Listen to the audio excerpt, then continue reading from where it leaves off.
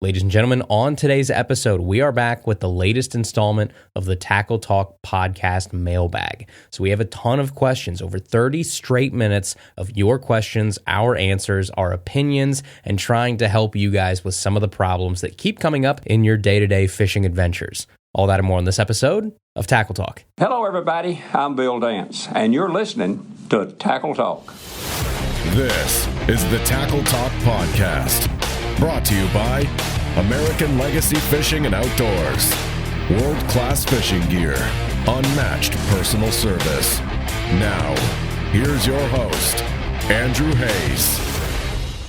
Hey everybody, welcome back to another episode of the Tackle Talk podcast. As always, we are brought to you by American Legacy Fishing and Outdoors. I have told you 100 million times, it feels like at this point, why you should check ALF as the first place when you're buying fishing gear. There's just too many reasons to name in a minute and a half, however long we have here at the beginning of the show, but I will try my best.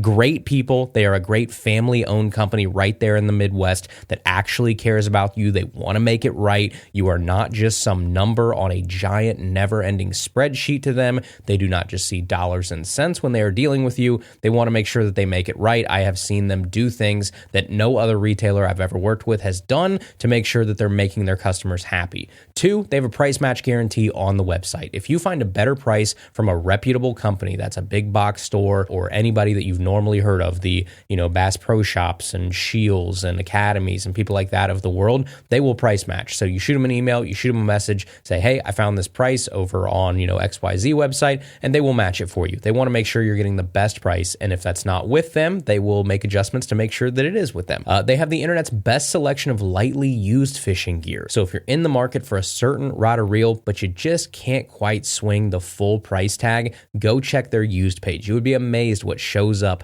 every couple days on the American Legacy Fishing used page. It pays to check it often. They also have a great loyalty program, the American Legacy Fishing Elite program. Just a ton of reasons why you should shop over at AmericanLegacyFishing.com. And if you want one more reason, they're the reason that you're able to listen to this podcast week after week. They're the people that support us to make sure that we have the means to produce this episode every single Tuesday. We can't do it without them. Go give them a look, AmericanLegacyFishing.com. And as always, you can use code TackleTalk5. That's going to get you an extra 5% off your entire purchase just for listening to Tackle Talk, and that applies to both sale items and regular priced items. Again, code TackleTalk5 over at AmericanLegacyFishing.com. Okay, folks, today we are going to go into a full-blown mailbag episode, and I kind of hinted at it at the beginning, but last week we are coming off of probably the most structured, the longest, and the most complex episode that we probably put together all year long, and it's kind of nice to have that, and I like the ebb and flow of Tackle Talk where you never know what you're going to get on any given week. The week before that, we talked retro baits with Mark Menendez. You guys loved that episode. The feedback was great. Last week, obviously, we had a 3.5-hour iCast recap that, again, thank you to everybody that messaged or emailed or reached out with some great feedback about that episode too.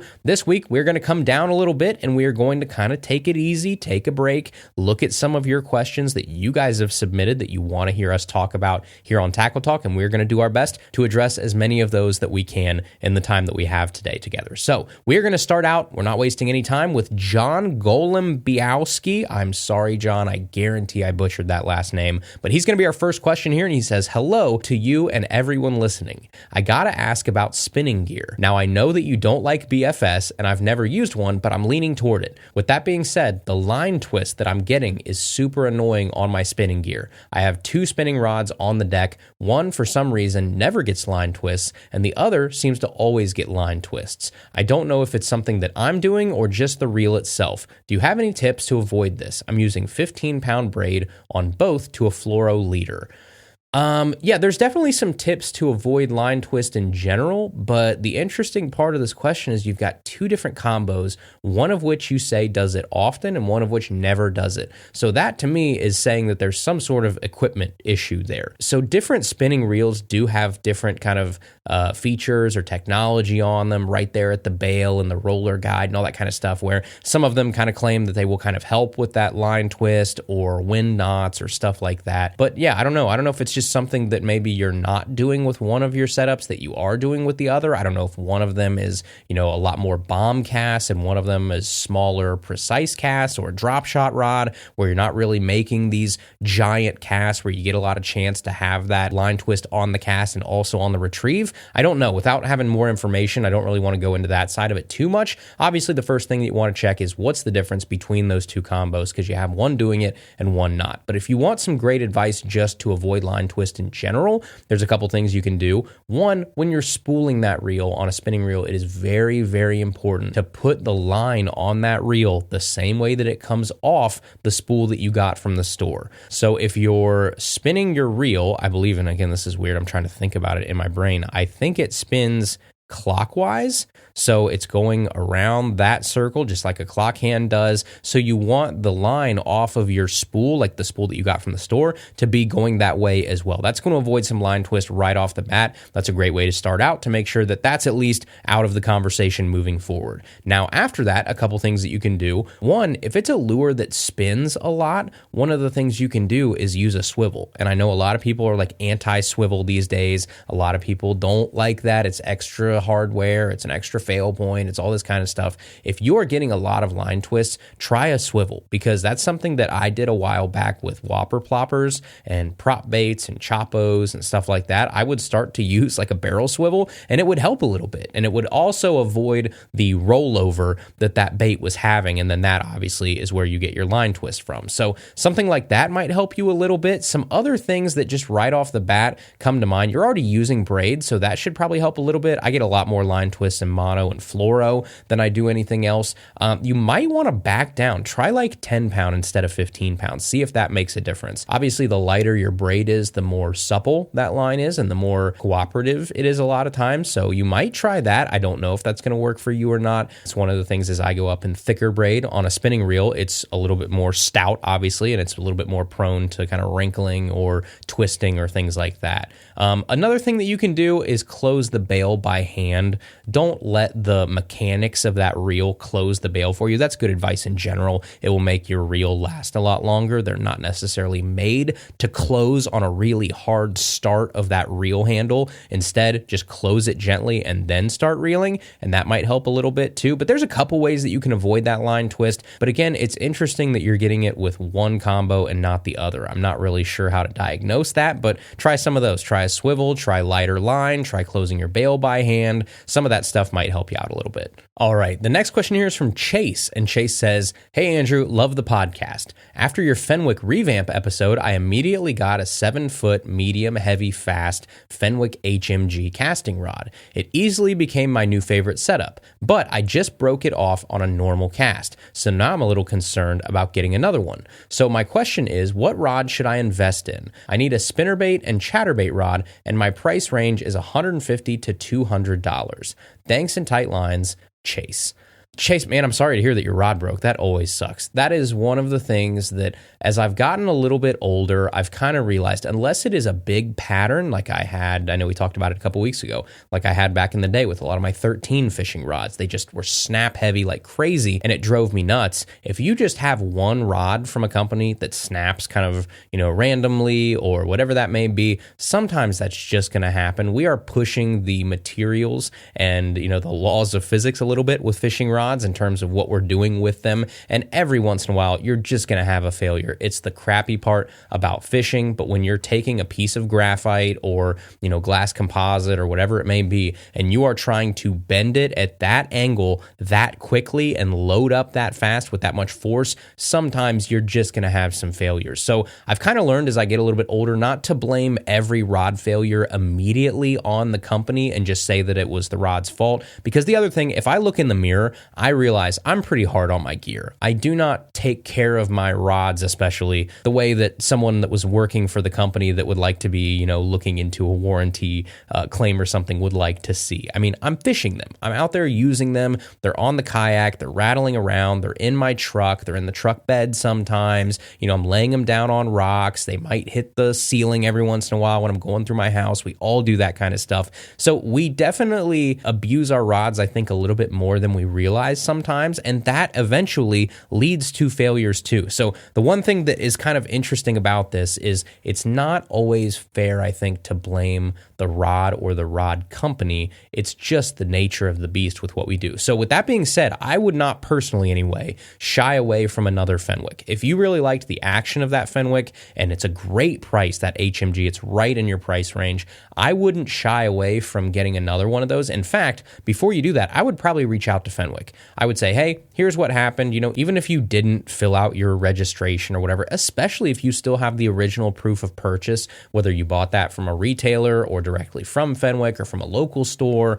if you have that receipt or you can look it up in your email or something, that should help your case a lot. And just say, hey, I didn't abuse this thing on a hook set, a regular hook set. It just snapped on me. Can you guys take a look and see what you can do? What I know about Fenwick, it wouldn't surprise me if they take care of you or you're pleasantly surprised with the result of at least writing it. Now, here's the thing. You catch more bees with honey than you do with vinegar, or whatever that saying is. I might have butchered that, but you know what I'm saying. Be nice, right? Be a normal, genuine person. Reach out and say, hey, I bought this rod. I absolutely loved this rod. Bought it on a recommendation. It's perfect for what I needed. I was just really disappointed. It just snapped randomly when I was setting the hook on a fish or when I was making a cast, whatever it was in, this situation for you, and just see what happens. It's definitely going to be worth the 30 seconds it's going to take to write them an email or call in, and you might be surprised. Now, with that being said, if you're looking for some other things in that price range, there are some other options out there. You're looking at like some, Shimano SLX, some Dobbins,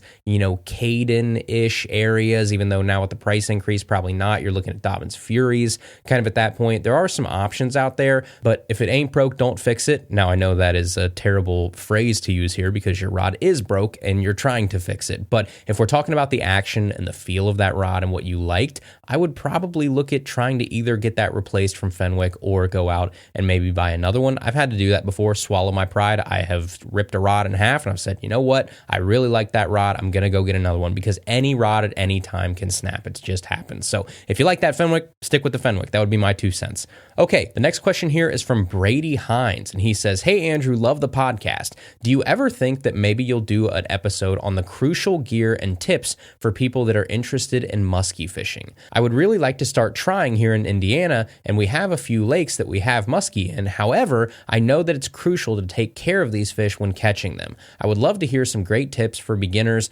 Thanks for all you do, Brady.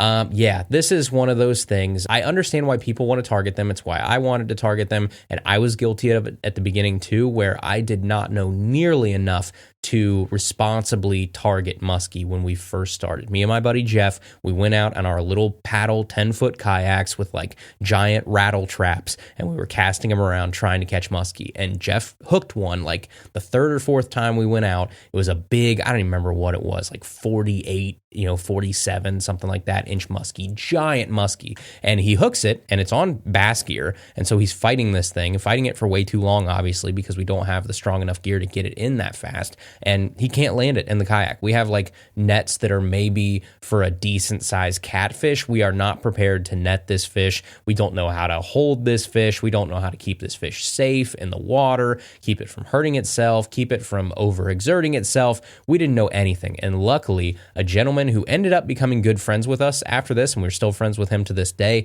his name is Kyle. He just happened to drive by in his boat and he saw us struggling and he said, hey, do you guys need some help? And he let Jeff stand up in his kayak and jump over to his boat to land that fish. And he taught us a lot just in that probably, 3-minute exchange with him of how to net that fish, how to take care of that fish, why what we were doing was pretty stupid in the first place to be targeting those fish with the gear that we had. And that really set me off on this journey to be like, okay, if I want to target these fish, then I have to do it ethically and I have to do it right. And unfortunately, a lot of people go out with this mindset that musky are just big bass. It's like, go out, throw the same gear, catch one, fight it for a long time, enjoy the fight and just, have this awesome picture of this fish and let it go. And that's just not how you fish for musky. So a really quick musky, kind of like 30,000 foot of like the basic stuff is you have to pay attention to everything that you can do to make sure that that fish swims away safely. They cannot fight as long as a bass can.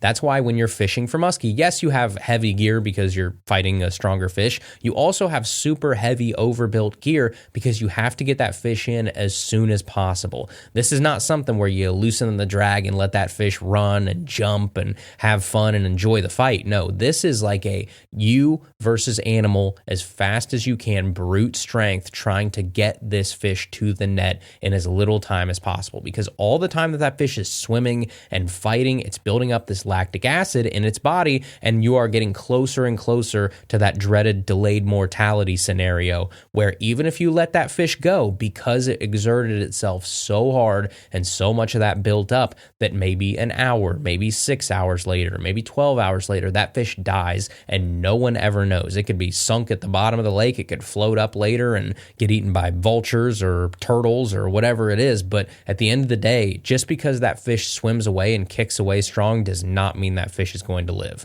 So that means you have to do everything you can to get that fish in quick. If you need a measurement, you have to have the actual bump board ready to go.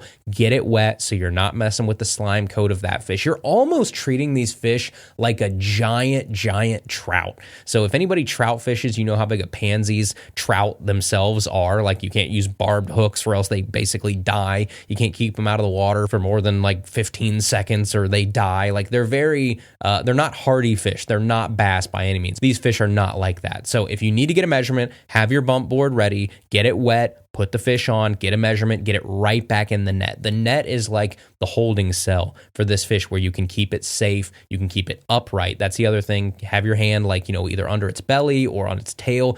Keep that fish upright. Don't let it kind of go side to side or kind of start to go belly up. Keep it in the right orientation. The other thing, if you need a picture, you have to support that fish. So you have to put one hand like right there at that gill plate. The other hand needs to go under that fish and support the body weight, and almost all that weight should be on that other hand. You should not be really holding up much weight at all by the head or by that gill plate. It should almost all be that other hand to keep that fish safe there. And then the last thing is you have to be careful of water temp. So right now is a terrible time to target muskie. Now, can you go out there and catch muskie here where we're at? Yeah, but right now the heat index out there is like 104 degrees, and that water temp is so high up that, in my opinion, it's not really ethical to go out there and mess with these fish right now. I will start to fish for these fish again in the late August, September, time frame. Right there is really the start. You get into like football season, and that's kind of musky season around here too, where that water temp is down low enough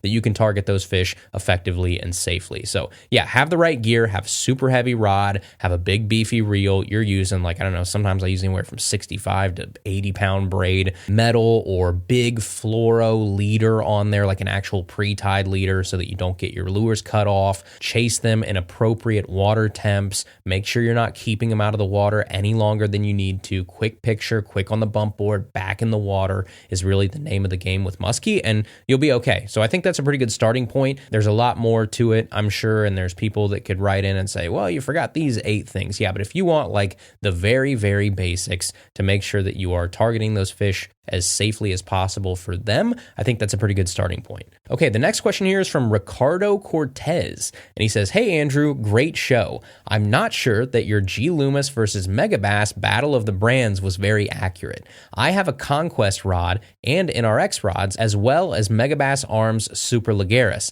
and my G. Loomis Shimano Conquest and NRX rods are not in the same league as my Arms Super Ligeris. In fact, I don't think that they're even any better than my Megabass Evolutions rods. My question is, have you tried any of the Megabass ASL or Evolutions rods? If not, how can you really know for sure that G. Loomis beats Megabass rods? If you're ever in Northeast Pennsylvania kayak fishing in the North Branch of the Musky, let me know. I'd be glad to let you use some of them so you can try them out and get an accurate idea of which rod is truly better. P.S. I'm not rich by any means. I'm just very irresponsible when it comes to buying bass rods and reels, LOL. Well, Ricardo, the one thing I would probably say right off the bat is I try my best to compare apples to apples a lot of times. And again, the Battle of the Brands was just like, who do I like better in terms of the overall brand? It's not like one certain rod versus another certain rod. It's just overall. So when we did that episode, obviously you're trying to take a lot of information and what you feel about, yes, the quality, also the warranty, also are they coming out with new stuff often enough? Are they affordable to people? You know, what are you getting bang for your buck wise for a lot of that stuff? And I went with G Loomis. The thing that's interesting about this question you write in though is you're trying to compare the Megabass Arms Super Ligeras to a G Loomis NRX Plus. And those just, if you want to look at the price range of those two rods, are way off. I mean, people are going to think a G Loomis NRX is expensive. Wait till they Google what those arms rods cost. So a G Loomis NRX is $650. The rod that you're talking about from Megabass, that Arms Super Ligera, is $1,099. So it's almost twice as much as an NRX Plus. So that to me is not a fair apples to apples comparison. When you say my arms are better than my NRXs, yeah, they should be. They cost whatever that is, $500, $600 more per rod, which is crazy in and of itself. So yeah, that's the one thing that's always tough with comparing these types of things is you have to try and do an actual apples to apples comparison. So if you want to look at like the Evolutions rods even, those are from what I know like $700+. So yes, they should be better if you're talking about a more expensive rod. Both those Megabass rods are more expensive than the NRX Plus. So that's where you kind of get into some weird stuff here. I have no doubt that specific model, the arms, could be better than an NRX because the price tag says that it should be. So I know part of this is preference. Part of this is not a perfect science in terms of comparing two different brands. It's just more of like opinions and fun banter back and forth. And the fact that you had, that kind of reaction, you're sitting in your car or wherever you're listening, you're saying, hey, wait a second. I disagree with that. That's the fun part about doing a show like this and, having some of these topics that you could definitely be on both sides of. I definitely respect it. Megabass rods are amazing. I've got some buddies that would not trade their Megabass rods for anything. But in that episode, gun to my head, overall, I'm going G Loomis over Megabass in the rod category alone. All right, the next question is from Brian, and he says, hey, Andrew, Tuck Tech, please hear me out. This past winter, I bought a Tuck Tech folding kayak on Marketplace, and it has been awesome. I have a nice kayak fishing setup at home that I use for my normal longer trips, but I keep this folding kayak in my work truck along with a spare rod and some tackle. No, it is not comfortable, and I would not take it on larger bodies of water, but it has quadrupled my fishing time. I've been able to fish so many places I would normally drive by and say, that looks fishable, but now I'm on the water in under 10 minutes. My question is, do you know anything about these folding kayaks and if any of the brands out there are better than this one, as I will be definitely buying another one of these somewhere down the road. Thanks again, Brian.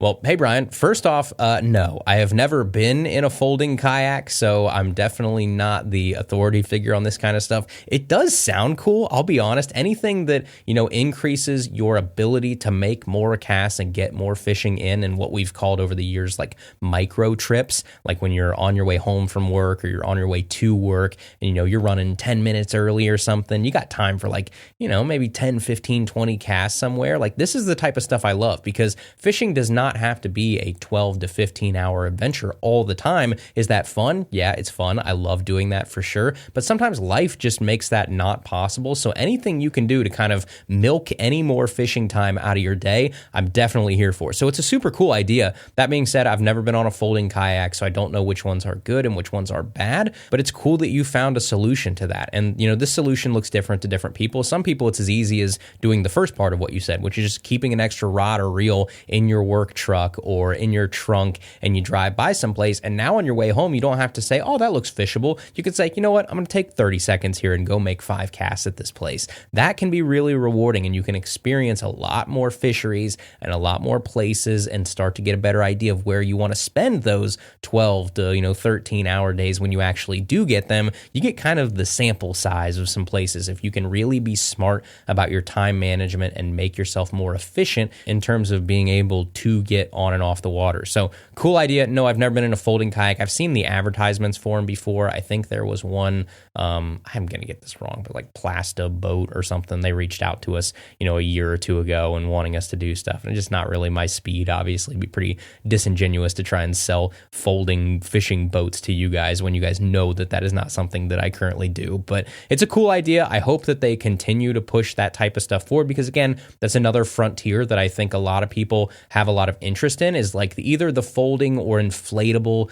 type kayaks because a lot of people are out there driving, Camrys to work or whatever, and they don't have a spot for a Hobie PA-14 on the top of their little commuter car or something. If you can make these boats that are a lot more modular or able to be packed up and a lot more compact to make them easy to transport, I am all here for that. So no, if you end up getting another one, let me know about that one too, because I would definitely be interested if there is like a great version of this and going out and playing with one time.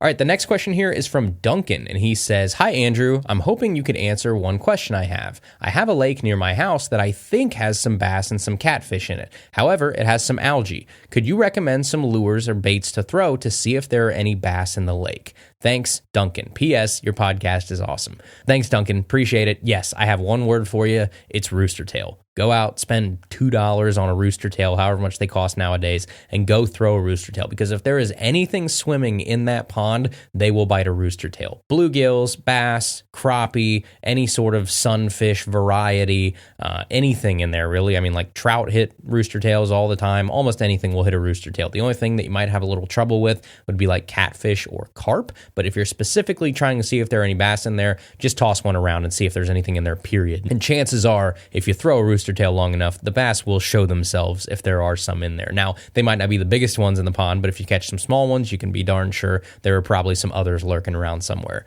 All right, the next question here is from Rick, and he says, "Hey, Andrew, I just got into fishing, and my 7-year-old son got me into it. Just found out about your podcast, and I've been binge listening. My question for you is, if you don't mind, this time of year, can you throw topwater almost any time of day and catch fish, or is it only certain times of day? P.S. I'm right outside of Dayton, not too far away from you. Thanks, Rick."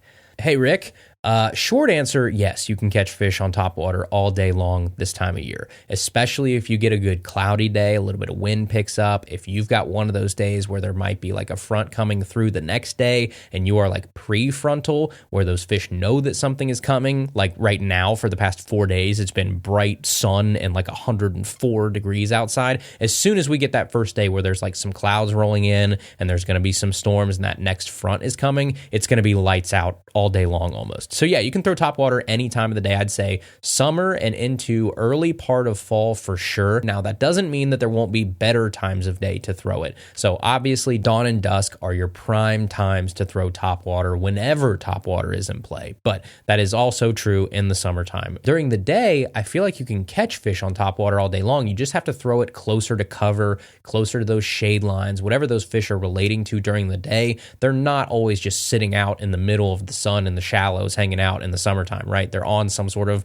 log or they're on a weed edge, or if there is a shade line from a bridge or something, they're hanging out under it. So during the day, ironically, they can be a little easier to target and to find because they're usually in those high percentage kind of cooler, shaded kind of cover type areas. But once it gets like early evening, those fish just kind of move out and they get a little bit more frisky, and you can just fan cast all over the place and you have a chance at any single cast of catching a topwater fish. So that's kind of what I like about this time of year is during the day, I think they're a little bit more predictable on where they sit, but early morning and late at night, it is like any place is fair game. Just cover water. How fast and how much water can you cover at any given time? So I will move to a lot more of like a moving bait in the early morning and the late evening. You're looking at buzz baits and plopping baits and things like that. And then during the day, when you know that those fish are probably hunkered in certain areas, that's when you break out the popper. That's when you break out the spook and work it real slowly. Those type of things where you can milk that area a little bit more that you feel like those fish are hanging out in. So yes, long story short, you can throw topwater all day long this time of year, but that doesn't mean you can't be really smart about where and when you throw it. Okay, and the last question here is from Michael, and he says, "Hi, Andrew. I'm Michael Norris from North Carolina, and I was wondering, what was your first rod and reel combo, and what is your favorite rod and reel combo currently?" Oh, those are good ones. My first combo that I ever had, I don't know what the make and model of it was. If I had to guess, I'm sure it was some sort of Zebco, but I can vividly remember the first time that, well, I guess that's not true, but I can remember the first time that I can remember casting a fishing rod was at my grandparents' trailer in Tavares, Florida, right off the Harris chain. They had one of the canals that went right through kind of the back of where their trailer was backed up, and we would cast out there, and I can remember vividly to this day casting this little push button. I'm guessing it was some sort of Zebco. I don't know if it was a 33 or what, but it had this bright blue, almost trolley-looking gummy worm type deal that I was casting, and I think it came with the rod, and it was like to use practice casting. I casted that blue worm, I don't know, what felt like 100,000 times into that canal over and over and over again, and that's the first time I can remember actually using a rod or reel of any sort. Now, as I got a little bit older, I remember when Dad got me my first spinning combo, those type of things. But if you want to go way back, that was the first rod and reel I can remember. Definitely a push button. I'm sure a Zebco of some sort. And then my current favorite combo today, I'll give you a dark horse right now. A combo that I'm having a lot of fun with right now, and I'm not quite to the point where I want to fully review it, but we're getting close, is the Zillion combo from Daiwa. I have a Zillion rod, a Zillion reel, and that combo is incredible. I have really, really enjoyed playing with that combo and stepping out of my kind of, Shimano, Dobbins, Fenwick, G. Loomis type bubble there and really kind of dialing in a full 100% Daiwa combo. And yeah, it's a great rod and reel. It's held up really, really well of all of the abuse that I've put it through probably the last 6-7 months or so. Like I said, be on the lookout for that. Probably in another couple months, we'll do a full review on that entire combo, the things that I like, the things that, wish you could probably change a little bit, but overall it's been awesome. So that might be my sneaky favorite right now. Other than that, it's probably going to be a Shimano X Pride B rod with a 150 or a 200 Corrado on it. Like that is just chef's kiss right now in terms of the sweet spot on a rod. I think the X Pride B is holding down that market right now for that 270-ish, really nice mid to slightly upper tier rod. The X Pride B is kind of tough to beat at the moment. And then you can't go wrong with a Corrado. You guys have heard me talk about them for years at this point. I love my Shimano Corrados. If it's in your budget, just do it. Get a Corrado. Thank me later. There's a reason that they're kind of top dog in the casting world. But yeah, those are probably my favorites currently. And then yeah, that first combo I can remember would be some sort of push button. I don't remember the combo as much as I remember the bait that I was throwing on that combo over and over and over again. All right, everybody, that is today's episode. Thank you guys so much for listening. I appreciate each and every one of you. Again, a little bit more laid back episode today after probably the most structured episode that we will do all year, and that was last week. We had 3.5 hours. I'm sure some of you are still trying to get through that episode, so didn't want to pile on too much here, but I appreciate you guys all writing in your questions. It's fun to kind of chat through and discuss some of this. If you listening to this have questions that you want to submit to the mailbag, it's super easy. You go to www.tackletalkpodcast.com/mailbag. That's all you got to do. The form will pop up right there. You just put your name, your email address, and the question you want on the show, and you might get picked to be heard on an upcoming episode of Tackle Talk. So if you have great questions, submit them. Other than that, subscribe on Apple Podcasts, Spotify, iHeart, wherever you listen to podcasts. You guys know the deal. If you can leave us a review, that helps us a ton. Go find us on the internet, tackletalkpodcast.com, and we'll see you right back here next Tuesday for another brand new episode of Tackle Talk. Thank you for listening to the Tackle Talk podcast. Tackle Talk is produced by Andrew Hayes. Copyright 2019. For more, please subscribe on Apple Podcasts, Spotify, or wherever you listen to podcasts.